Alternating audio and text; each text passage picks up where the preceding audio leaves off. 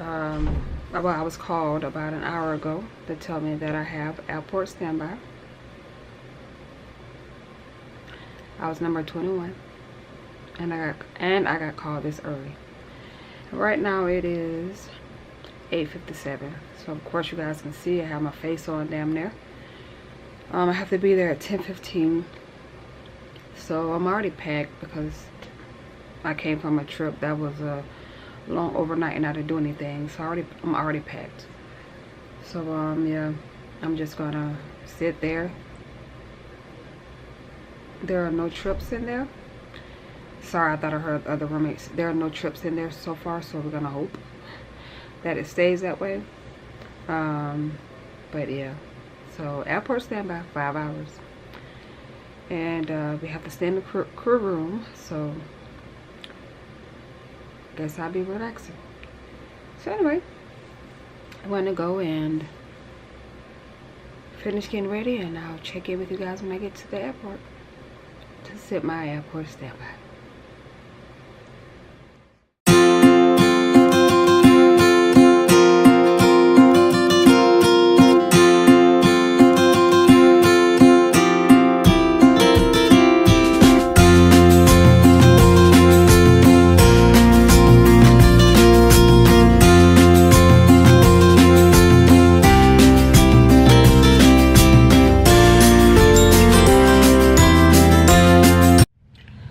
Hi guys, what's going on?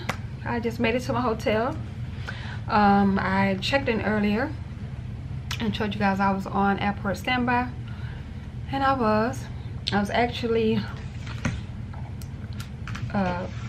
asleep. And when the phone rang in the crew room, I was like, So they called this guy named Ulysses, who's on my flight.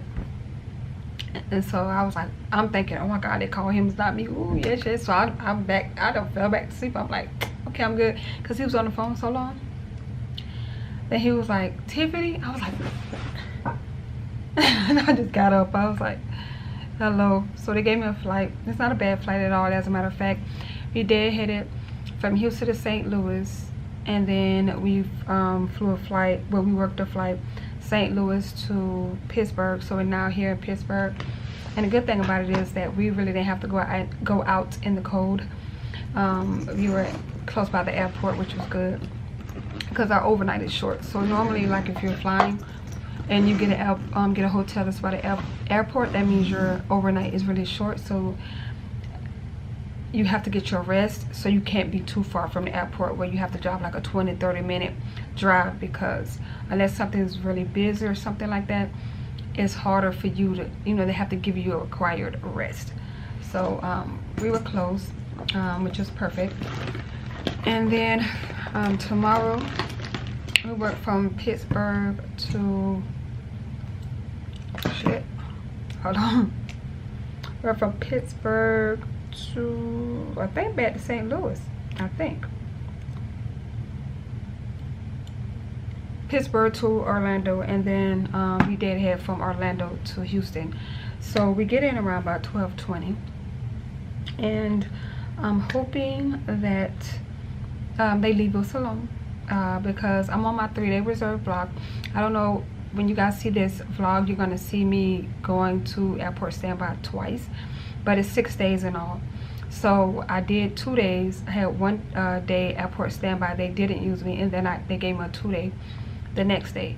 And then this time they gave me airport standby, but I got a 2-day, and then I have 1 more day reserved. So I have 6 days together. So when I did my 2-day, it wasn't enough footage. So I'm like, you know what, let me just do the whole 6 days. So you're gonna be like, I don't want you to be confused and be like, okay, was she just at, like, so that's what's going on. So it's 6 days.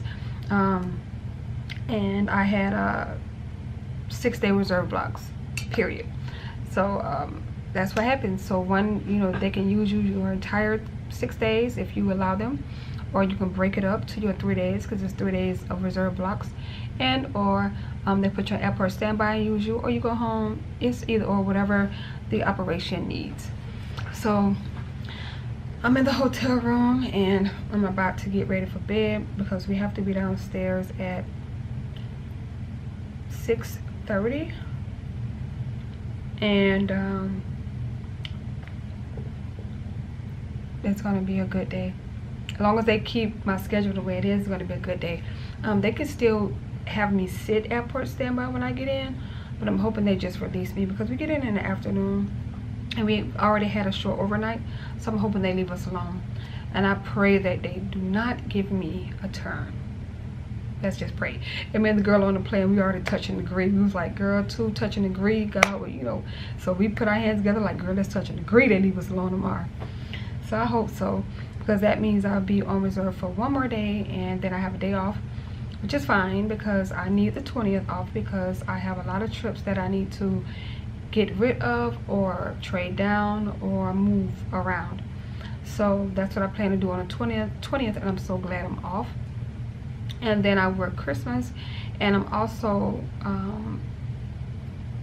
trying to look and see what I can trade out for Christmas. The trip I have isn't bad, but if I can get a trip that's a turn or 2 day, perfect.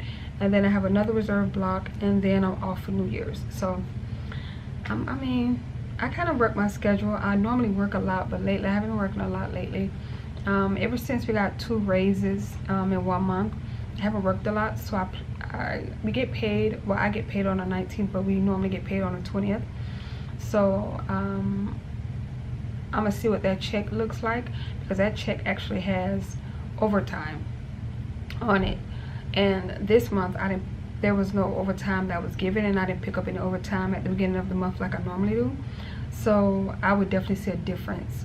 But I want to see what it looks like, because if I can just work my regular blocks, which I'm thinking that I can work my regular block or regular schedule and just pick up overtime at the beginning of the month, because I normally have the beginning of, for the last couple of months I've been having the days for overtime off, especially the end and the beginning of the month.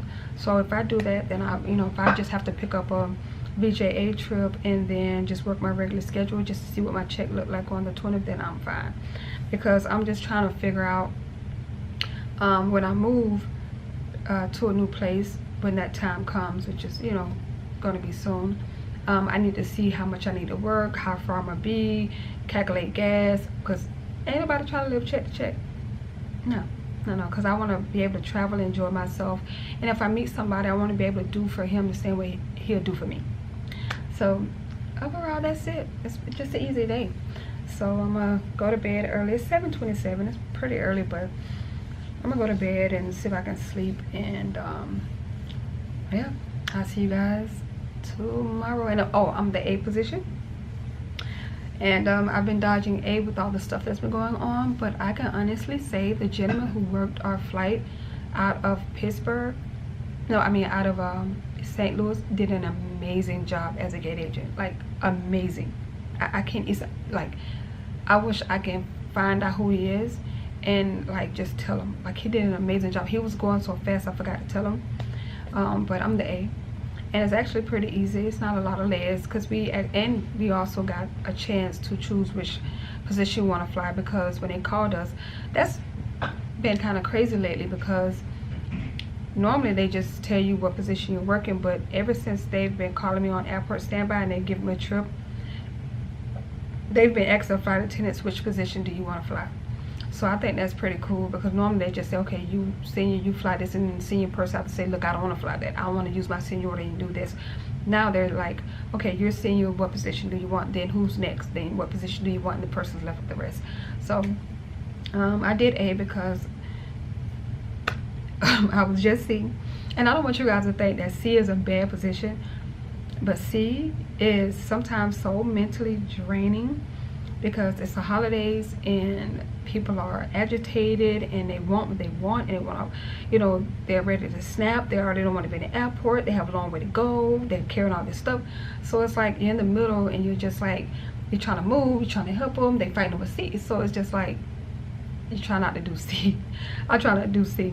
I don't mind C. I could do C. Like, if I knew what my trip looked like, because I wasn't able to see my trip when I was on the phone, but if I would have been looking at my trip, I probably would have chose C, because it was one flight C and one flight back C.